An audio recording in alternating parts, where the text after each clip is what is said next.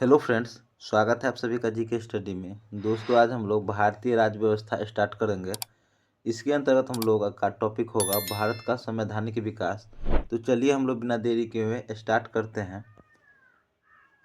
तो हमारा पहला पॉइंट है, भारतीय संविधान के ऐतिहासिक विकास का काल कब से प्रारंभ माना जाता है। तो यह माना जाता है 1600 ईस्वी से। भारतीय संविधान के ऐतिहासिक विकास का काल कब से प्रारंभ माना जाता है? 1600 ईस्वी से। रेगुलेटिंग एक्ट कब पारित किया गया? 1773 ईस्वी में। रेगुलेटिंग एक्ट कब पारित किया गया? 1773 ईस्वी में। सर्वप्रथम उच्चतम न्यायालय की स्थापना का प्रावधान किस अधिनियम के द्वारा किया गया था? रेगुलेटिंग एक्ट 1773 के द्वारा। उच्चतम न्यायालय की स्थापना का प्रावधान किस अधिनियम के द्वारा किया गया? रेगुलेटिंग एक्ट 1773 के द्वारा। किस अधिनियम द्वारा भारत के गवर्नर जनरल को अध्यादेश जारी करने की शक्ति प्रदान की गई? भारतीय परिषद अधिनियम 1861। किस अधिनियम के द्वारा भारत के गवर्नर जनरल को अध्यादेश जारी करने की शक्ति प्रदान की गई? भारतीय परिषद अधिनियम 1861 के द्वारा। भारत के गवर्नर जनरल को किस एक्ट के द्वारा अपनी समिति के निर्णय को अस्वीकार करने का अधिकार मिला? 1786 का एमेंडमेंट एक्ट के द्वारा। किसके द्वारा? 1786 के एमेंडमेंट के द्वारा। नेक्स्ट है, भारत के लिए सेक्रेटरी ऑफ स्टेट की नियुक्ति किस अधिनियम के अंतर्गत की गई? तो ये की गई भारत सरकार अधिनियम 1858। भारत के लिए सेक्रेटरी ऑफ स्टेट की नियुक्ति किस अधिनियम के अंतर्गत की गई? भारत सरकार अधिनियम 1858 के द्वारा।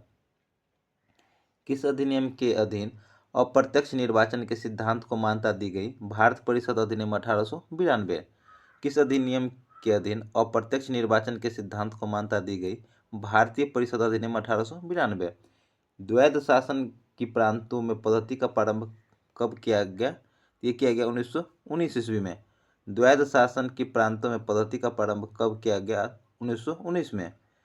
विधायी कार्यों को प्रशासनिक कार्यों से पृथक करने की व्यवस्था किस चार्टर एक्ट के द्वारा की गई? तो ये चार्टर एक्ट 1853 के द्वारा। विधायी कार्यों को प्रशासनिक कार्यों से पृथक करने की व्यवस्था किस चार्टर एक्ट के द्वारा की गई? Charter act 1853। नेक्स्ट है, भारत में ईस्ट इंडिया कंपनी के शासन को किस अधिनियम के द्वारा समाप्त किया गया? भारत सरकार अधिनियम 1858। ईस्ट इंडिया कंपनी के शासन को किस अधिनियम के द्वारा समाप्त किया गया? भारत सरकार अधिनियम 1858। नेक्स्ट क्वेश्चन है, मार्ले मिंटो सुधार किस अधिनियम को कहा जाता है? तो ये कहा जाता है भारत परिषद अधिनियम 1909 को। मार्ले मिंटो सुधार किस अधिनियम को कहा जाता है? भारत परिषद अधिनियम 1909 को। नेक्स्ट है, मार्ले मिंटो सुधार बिल किस वर्ष पारित किया गया? 1909 ईस्वी में। मांटो मिर्ले सुधार किस वर्ष पारित किया गया? 1909 में। महारानी विक्टोरिया को भारत की सामग्री कब नियुक्त की गई? 1877 ईस्वी में। महारानी विक्टोरिया को भारत की सामग्री कब नियुक्त किया गया? 1877 ईस्वी में। मिंटो मार्ले सुधार का उद्देश्य क्या था? पृथक निर्वाचन प्रणाली।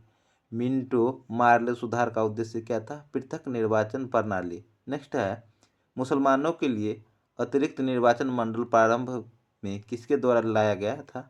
ये लाया गया था मिंटो मार्ले सुधार 1909 में।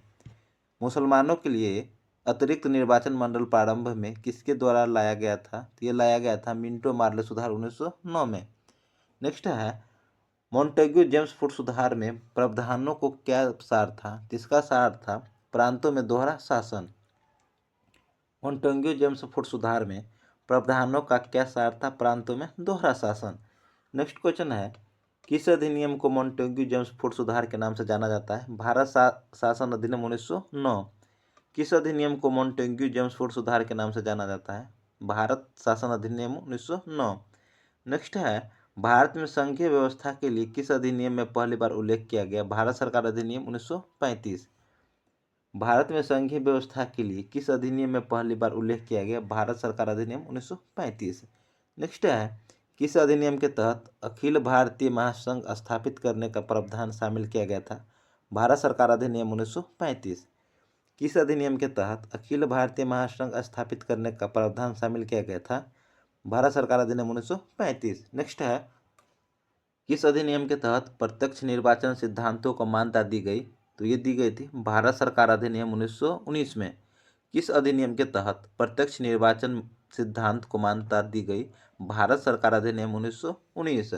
नेक्स्ट है, सर्वप्रथम संविधान सभा के गठन का अवशासन किस प्रस्ताव द्वारा दिया गया था? तो ये दिया गया था क्रिप्स योजना के द्वारा। सर्वप्रथम संविधान सभा के गठन का आश्वासन किस प्रस्ताव द्वारा दिया गया था? तो ये दिया गया था क्रिप्स योजना के। नेक्स्ट है, भारत सरकार द्वारा अगस्त प्रस्ताव कब पारित किया गया था? तो ये किया गया था 8 अगस्त 1940 ईस्वी में। भारत सरकार द्वारा अगस्त प्रस्ताव कब पारित किया गया था? 8 अगस्त 1940 ईस्वी में। नेक्स्ट क्वेश्चन देखेंगे। नेक्स्ट है, राजगोपालाचारी फॉर्मूला कब प्रस्तुत किया गया? तो ये प्रस्तुत किया गया था 10 जुलाई 1944 ईस्वी को। राजगोपालाचारी फॉर्मूला कब प्रस्तुत किया गया? 10 जुलाई 1944 ईस्वी को। अधिशासी परिषद के गठन का प्रस्ताव किस योजना के अंतर्गत दिया गया था? तो ये दिया गया था बेवेल योजना के अंतर्गत। अधिशासी परिषद के गठन का प्रस्ताव किस योजना के अंतर्गत दिया गया? बेवेल योजना के अंतर्गत। नेक्स्ट है, कैबिनेट मिशन के 3 सदस्य कौन थे? Pethick Lawrence, Stafford Cripps, A B. Alexander थे। कैबिनेट मिशन के 3 सदस्य कौन थे? पैंथिक लॉरेंस थे, स्टेफोर्ड क्रिप्स थे और ए.बी. अलेक्जेंड्रा थे। नेक्स्ट है, 1909 के इंडियन काउंसिल एक्ट में किस बात की व्यवस्था की गई थी? तो ये की गई थी सांप्रदायिक प्रतिनिधित्व की। 1909 के इंडियन काउंसिल एक्ट में किस बात की व्यवस्था की गई थी? तो सांप्रदायिक प्रतिनिधित्व की। नेक्स्ट क्वेश्चन देखेंगे, बी.आर. अम्बेडकर और महात्मा गांधी के मध्य 1932 में हस्तांतरित पूना समझौता में प्रावधान था। तो ये प्रावधान था हरिजनों के लिए आरक्षण एवं संयुक्त निर्वाचन क्षेत्र। अम्बेडकर और महात्मा गांधी के मध्य 1932 में हस्तांतरित पूना समझौता में प्रावधान था हरिजन के लिए आरक्षण एवं संयुक्त निर्वाचन क्षेत्र। नेक्स्ट देखेंगे, भारतीयों को वर्ष 1947 में सार्वभौम सत्ता सौंपने की योजना किस नाम से जानी गई? तो ये जानी गई माउंटबेटन योजना। भारतीयों को वर्ष 1947 में सार्वभौम सत्ता सौंपने की योजना किस नाम से जानी गई? माउंटबेटन योजना। नेक्स्ट है, भारत की आज़ादी के समय इंग्लैंड में किस पार्टी का सरकार था? लेबर पार्टी का। भारत की आज़ादी के समय इंग्लैंड में किस पार्टी का सरकार था? लेबर पार्टी का। नेक्स्ट है, किस अधिनियम ने केंद्र में द्वैध शासन प्रणाली को स्थापित किया था? भारत सरकार अधिनियम 1935। किस अधिनियम ने केंद्र में द्वैध शासन प्रणाली को स्थापित किया गया? तो यह स्थापित किया गया था भारत सरकार अधिनियम 1935।